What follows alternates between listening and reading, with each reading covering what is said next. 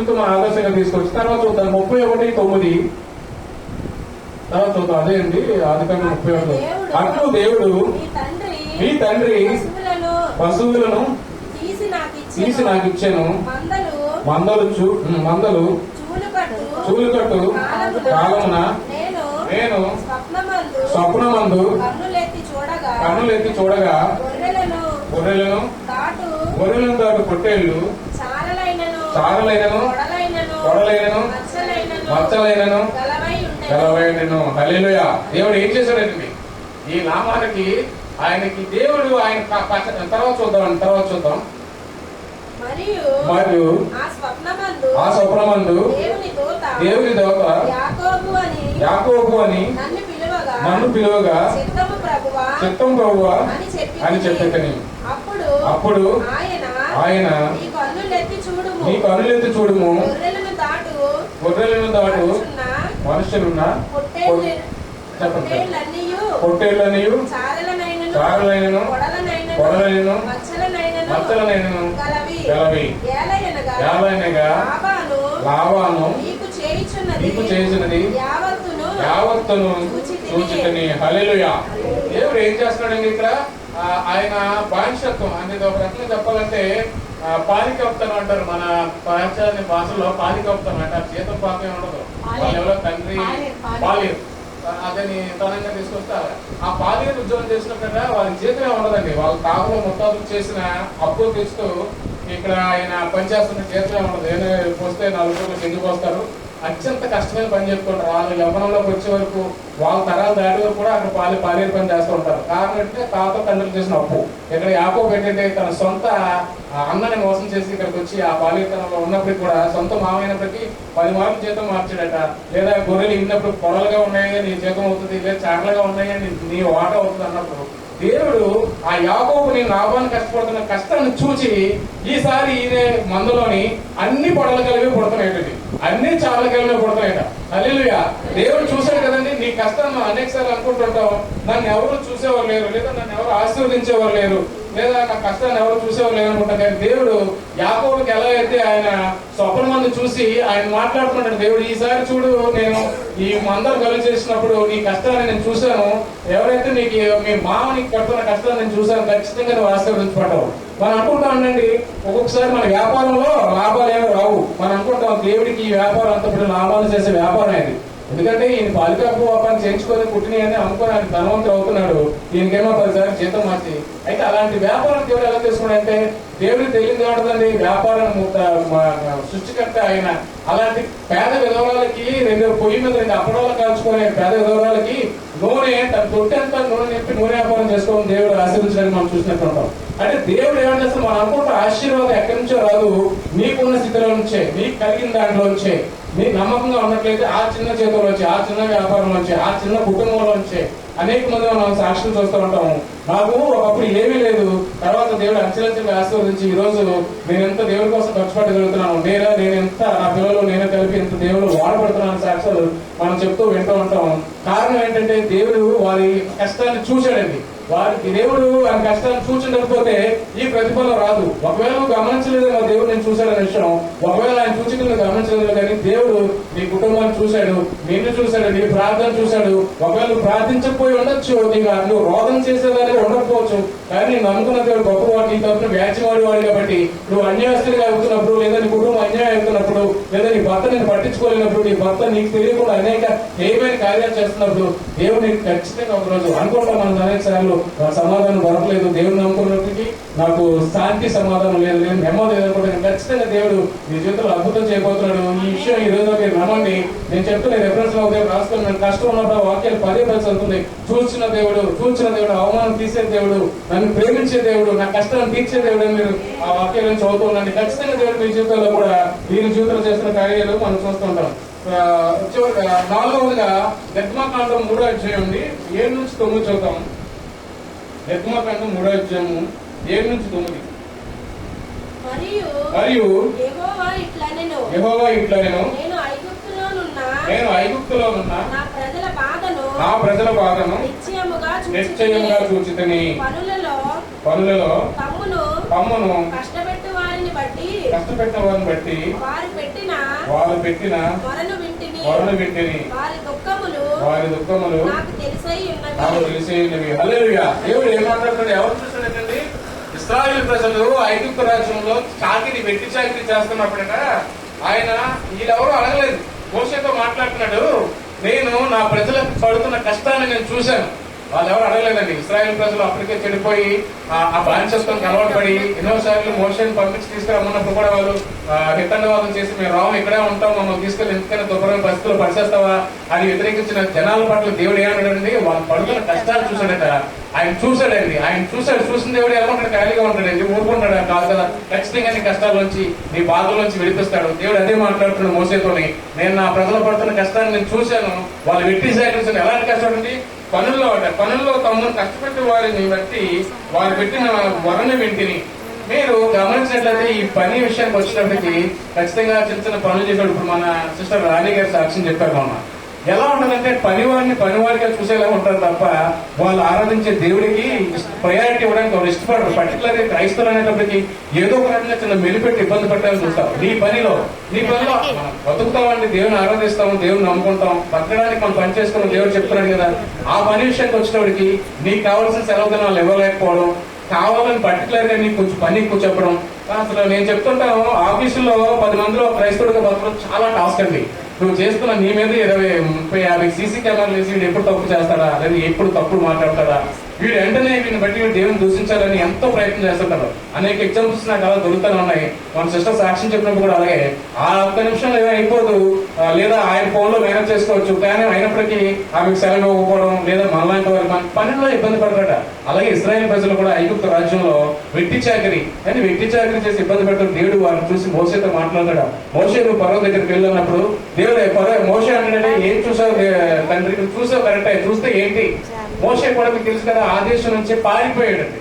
ఆ దేశ ప్రజల చట్టాలు శాసనాలు నచ్చక మోషే పారిపోయిన మోషేని వదిలిపెట్టిపోయిన మోషేని తీసుకొచ్చి నువ్వు పర్వతం దగ్గరికి వెళ్ళి నేను మాట్లాడతాను, నేను ఆ జనాలు విడిపించడానికి సిద్ధంగా ఉన్నానని చెప్పి దేవుడు పర్వతం మాట్లాడతాడు. ఎందుకు మాట మాంచగలిగిన మోషేని ఎందుకు పరిగణ మోషేని దేవుడు ఒక సాధనంగా వాడుకోబడుతున్నాడండి. నీ నా జీవితంలో కూడా ఖచ్చితంగా అదే జరుగుతుంది. మనం పెద్దగా ఏం సాధించాల్సిన అవసరం లేదు. నీ కుటుంబాన్ని కట్టుకుంటే చాలు, నీ పిల్లలు బాగా చూసుకుంటే చాలు, మనం మంచి ఆరోగ్యం ఇస్తే చాలు. నీకున్న దుర్భర వ్యవస్థ నుంచి నువ్వు విడిపించాలంటే దేవుడి పట్ల విశ్వాసం ఉంచి ఆయన చూడాలన్నాడండి. దేవుడు నువ్వు ఆయన చూస్తే నాగర్ మాట్లాడుతుండగా నేను చూస్తున్న దేవుడు నన్ను చూస్తున్నాడే అని మనం సాక్ష్యం చెప్పాలి. ఎప్పుడు చెప్పగలుగుతావు అంటే నువ్వు ఒక నిజాయితీగా దేవుడిని నీ వ్యాజ్యం అయిందే ఏమండి ఆయన రక్తం కింద ఉన్నవాళ్ళు ఏ నిందా లేదని ఎవరు మాట్లాడుతున్నట్టు ఆయన క్లియర్ గా మాట్లాడుతున్న ఇశ్రాయేలు ప్రజలు విడిపిస్తారని వాళ్ళు పార్వతీయులు ప్రపంచ దేశాలకు ఎవరెవరు పెరిజీలు, హివ్వీలు, హిత్తీయులు వీళ్ళంతా ఉన్నట్టు అమోరీలు ఉన్న దేశాన్ని మనం నడిపిస్తాను అన్నప్పుడు కూడా మోషే తెలిసాడు. ఎందుకంటే పర్వ చక్రవర్తి ఎంత పరాక్రమవంతుడు. ఎందుకంటే సుమారుగా 340 సంవత్సరాలు ఆ ఐగుప్తు రాజ్యంలో రాజుగా ఉన్నాడంటే ఆయన చేసిన తెలియని చెడు పనులు అంటే ఎదవ పనులు అంటే లేవు. మనిషికి తెలియదు కూడా మనిషిని చావుగొట్టి కప్పిపెట్టిన రోజులు ఉన్నాయండి. అంటే దుర్మార్గుడైన పర్వ అనమాట. ఎన్నిసార్లు మోసేలు మాట్లాడుతూ దేవుడు ఆ పర్వ వినలేదు. మీకు ఆ తర్వాత స్టోరీ అంతా తెలుసు. ఎందుకంటే అనేక తెగులు ఆ దేశం మీద దేవుడు రప్పించడం, దాని తర్వాత మన దేవుడైన యెహోవా ఇశ్రాయేలుకి దేవుడిగా ఉన్నప్పుడు ఆయనకి ఎర్రసముద్రం మీద అధికారం కలిగింది, శత్రువుల మీద అధికారం ఉంది, ఆయనకి మరణాల మీద అధికారం కలిగిన దేవుడు వారిని ఖచ్చితంగా విడిపించి పాలు తేలు ప్రవహించే దేశంలో మోషే ద్వారా నడిపించడానికి మనం చూడొచ్చండి. అనేక సార్లు నేను నా జీవితంలో కూడా అలాగే బాధపడుతూ ఉంటాం. మనం అడగము ఎందుకంటే ఇశ్రాయేలు ప్రజలు దేవుడితో తిరగలేదండి. తర్వాత కూడా వాళ్ళు తిరిగినట్లు దేవుడు చూసినట్లు కనపడలేదు. ఎందుకంటే వాళ్ళు దుర్భరమైన జీవితంలో పడిపోయి ఒక రకమైనటువంటి బయలుదేవతలకి పూజ చేసుకుంటూ వాళ్ళు వచ్చిన ఆశీర్వాదం కోరుకున్నట్టుగా మనం చూడొచ్చు. అట్రీతిగానే దేవుడు మోషేని వాడుకుని వాళ్ళ ప్రజలు చూసి కష్టాలు చూసి విడిపించాలంటాడు. తర్వాత చూద్దాం 31:13 నీవెక్కడి స్తంభం మీద నూనె పోస్తావో అక్కడ నాకు మొక్కుబడి చేస్తావో ఆ చేతులు దేవుడు నేనే. ఇప్పుడు నీవు లేచి నా దేశంలో బయలుదేరి నువ్వు పుట్టిన దేశంలో తిరిగి వెళ్ళమని మోషేతో మాట్లాడి మోషే తీసుకొచ్చి జనాలు విడిపించడానికి మనం చూడొచ్చు. చివరిగా మనం చూద్దామండి ఇశ్రాయేలు ప్రజలు విడిపించిన తీరుని బట్టి మనం మోషేని చూసాం. చివరిగా సమూయేలు 1 సమూయేలు 26, 23 చూద్దాం.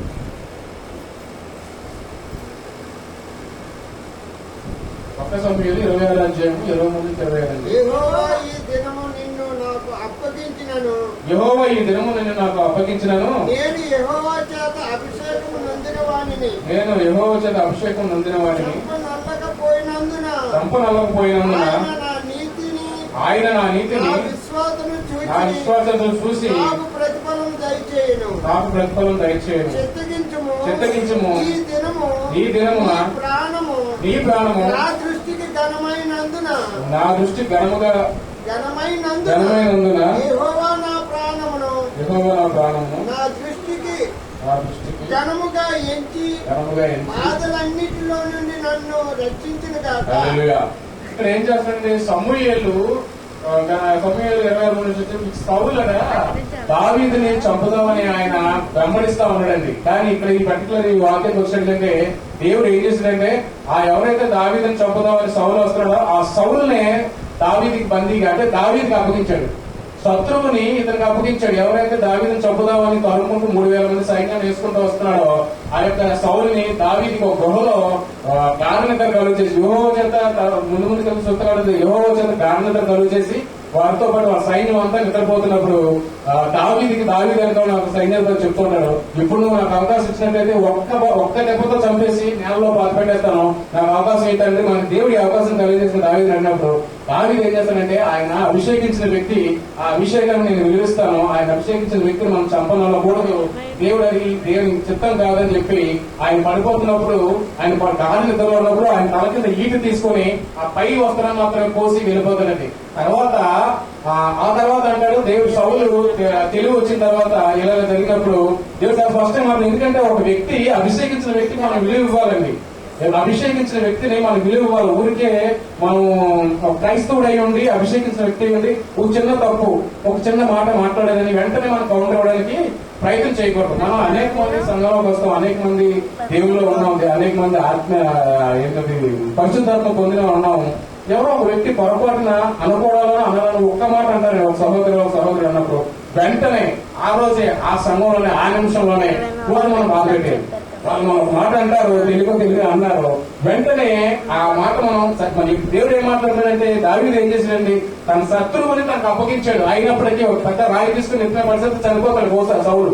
కానీ అలా చేయలేదు. ఆయన అభిషేకించిన వ్యక్తి ఆ అభిషేకానికి నేను విలువ ఇవ్వాలని చెప్పి అనేక సార్లు మనం కూడా అదే చేయాలండి. అనేక సార్లు నీ మీద నిందలు వస్తున్నాయా, నీ మీద అపనిందలు పడుతున్నాయా, నీ అందరూ హింసిస్తున్నారా, నువ్వు దాన్ని దేవునికి అప్పగించు. నువ్వు ఎదుటి వారితో నువ్వు వ్యాజ్యం ఆడద్దు, నీ వ్యాజ్యం ఆయనే తీసుకుంటే దేవుడు క్లియర్గా మాట్లాడతాడు. అలా చేస్తే నువ్వు ఆశీర్వదించబడతావు. దావీదు అదే చేశాడు. అనేక సార్లు నేను సంఘంలో చెప్తున్నాడుగా నన్ను ఒక వ్యక్తి ఒక మాట అన్నాడు, వెంటనే కౌంటర్ ఇచ్చేది వాడు బాధపడిపోవాలి, నేను బాగుపడి ఆడు బాధపడిపోవాలి. ఇది దేవుడు కోరుకోవట్లేదండి. ఆమె అన్నదా సరే నేను దేవుడు ప్రార్థన చేస్తాను, దేవుడికి అప్పగించండి. మీ తరఫున వ్యాజ్యమాడు వాడు ఒక ఆయన ఉన్నాడు, నువ్వు తీర్పు తెచ్చొద్దు, దేవుడు తీర్పు తెచ్చుకుంటారు అన్నప్పుడు మా అన్ని సందర్భాల్లో నేను మాట్లాడే సహోదరులు ఎక్కువగా జరుగుతుంటుంది. చిన్న మాటను కూడా వాళ్ళ పిల్లలన్నా వాళ్ళన్నా తీసుకోలేదు తొందరగా. అట్టి మనసు మనం కలిగి ఉండొద్దండి. దేవుడు క్లియర్ గా మాట్లాడుతున్నాడు బైబిల్ ద్వారా లేదా వాక్యం ద్వారా. అటు వారిని మనం ప్రేమించే వారిని కానీ మనం ద్వేషించే మన శత్రువులు కానీ మనం ప్రేమించమని దేవుడు మాట్లాడతాడు. అలాగే చేశాడండి ఎవరు దావీదు గారు. ఆయన చంపాలనుకున్న శత్రువుని దేవుడు ఆ రోజు ఆయనకు అప్పగించాడు సౌలుని, కానీ చంపలేదు. దాని పై వస్త్రం మాత్రం చిమ్మి పోసి ఆయన వదిలిపెట్టినట్టు చూస్తాం. చివరిగా లాస్ట్ 25 వస్తుంది చూద్దామండి. 25 అందుకు సౌలు దావీదా ఆయన నీవు ఆశీర్వాదం పొందుదుగాక, నీవు ఘనకార్యములను పూనుకొని విజయం పొందుదుగాక. హల్లెలూయా. ఎవరండి శత్రువుకు దీవిస్తున్నాడట. ఇక ఎవరైతే సౌలుని విడిచిపెట్టాడో దావీదు అన్నాడట, సౌలు అన్నాడట అందుకు సౌలు దావీదా నాయన నీవు ఆశీర్వాదం పొందుదుగాక. ఏమండి నేనేమన్నాను, మనల్ని ఎవరైనా ఇబ్బంది పెడితే మనం బాధ పెడితే వారిని క్షమించండి, దేవునికి అప్పగించండి. ఎవరైతే నేను అవమానపరిచారో, ఎవరైతే నేను నిందలు వేశారో, ఎవరైతే నేను బాధ పెట్టారో వారే నీకు ఆశీర్వాదం కలిగే మాటలు మాట్లాడతాడండి. అనేక సందర్భంలో మనం ఎక్కడ చదివాను, నాకు తెలియదు అని సమాధానం చెప్పగలిగినాడు గొప్పవాడండి. నాకు తెలియదు ఎవరో వచ్చి అడుగుతారు దేవుడు ఎలా ఉంది కదండి, నేను ఏం చెప్పాలంటే అవును అలాగా నేను కూడా విన్నాను తెలుసుకోవాలి. ఆయన ఏమన్నాడంటే నాకు తెలియదు అని సమాధానం చాలా శ్రేష్టమైనదండి. నేను ఇంక తర్వాత కొన్ని విషయాలు చెప్తాను. నాకు తెలియదని సమాధానం ద్వారా అనేకమైనటువంటి సమస్యలకి పరిష్కారం అదే నాకు తెలియదు. నాకు తెలియదు, నేను వినలేదు. ఇదేనండి ఇంత తప్ప లేదు అసలు వాళ్ళకేం తెలీదు, చిన్న మాట అంటారు ఏమో మీకు ఇన్ఫర్మేషన్ రాకపోవాలని. మీరు దాన్ని ఏదో నేనే బాగా ఇంటెక్చువల్ కదా అన్ని తెలుస్తాను అడుగుతానని చెప్పి మనం పడబడ అన్నాం అనుకోండి, దేవుడు నీ మాటలకి నీ పొందిన మాటలకి సమాధానం చెప్పాలి. నీ నోటిని చూసి నేను చెప్తున్నాను. దావీదు గారు ఎవరైతే క్షమించారో నీ సహోదరి క్రైస్తవులు ఏదో తప్పులు చేసిన పొరపాటు చేసిన పర్టికులర్ గా అభిషక్తులే ఉన్న వాళ్ళకి ఆశీర్వదించబడుతున్న సేవకులు కానీ మందిరంలో పనిచేస్తున్న వాళ్ళు కానీ లేదా ఎక్కడ టీవీలో చూస్తుంటాం ఆ వచ్చినటువంటి ఆ యొక్క దేవుని క్రియల్లో అనేక మంది క్రైస్తవులు కూడా నిజమేనంటారా అలా పడిపోతారంటారా. ఈ మధ్య కాకినాడలో అనుకుంటా అట్టబోండి ఇచ్చి దేవుడు బిడ్డలు కలుగుతారంటే దాన్ని ట్రోల్ చేస్తారు. పెద్ద పెద్ద దరిద్రం అన్నట్టు క్రైస్తవులు అలా ప్రవర్తించాలన్నారు. దేవుడు క్లియర్గా మాట్లాడుతున్నాడు, మీ యొక్క సహోదరుడు అభిషేకం కలిగి ఉన్న వారి పట్ల మీరు అలా ప్రవర్తించద్దు. దావీదు సౌలు పట్ల అలాగే చేశాడు. తిరిగి దావీదే ఆ శత్రువు చేత ఆశీర్వదింపడి శత్రువుగా ఆయన ప్రసంగిస్తున్నాడు. దేవుడు మాట్లాడుతున్నాడు. ఈ రోజు మనం మాట్లాడే విషయాలని 5 గుర్తు చేసుకున్నాము. హాగరు, లేయా, యాకోబు, ఎంత కుటుంబ సమస్యలు, కుటుంబంలో దేవుడు గొప్పమైన చూస్తే పాజిటివ్ తీసుకొచ్చాడు.